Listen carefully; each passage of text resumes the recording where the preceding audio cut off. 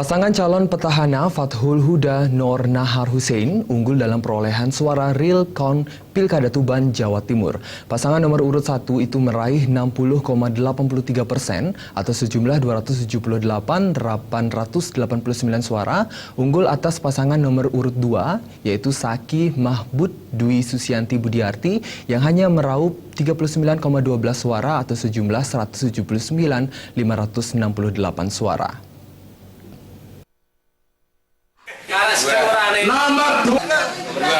Nomor dua sah.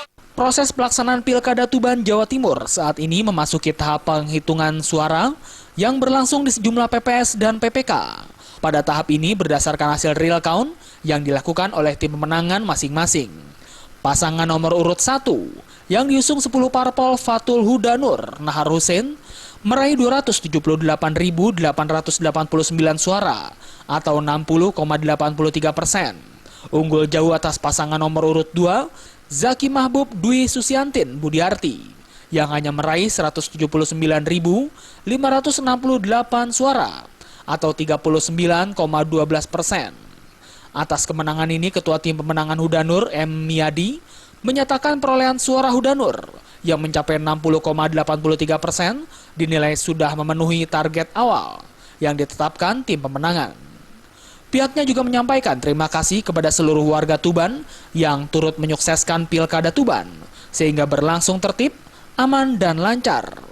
Pihaknya juga menganggap kemenangan Huda Nur adalah kemenangan rakyat Kabupaten Tuban secara keseluruhan sehingga harus disyukuri bersama tanpa harus mengedepankan euforia. Sudah sering saya sampaikan kepada teman-teman yang lain bahwa target kami minimal 60% sampai dengan 65%. Berarti dengan hasil 60,83% itu adalah sudah merupakan target yang kita patok, tidak boleh berkurang, sehingga hasil itu merupakan target yang kita harapkan dengan hasil pilihan yang terjadi. Pelaksanaan Pilkada Tuban hanya diikuti 2 pasangan calon, yakni pasangan nomor urut 1 Fathul Huda Nur Nahar Hussein yang diusung seluruh parpol dan pasangan nomor urut 2 Zaki Mahbub Dwi Susiantin Budiarti yang maju melalui jalur persorangan. Dari Tuban, Jawa Timur, Sumali Malawapat.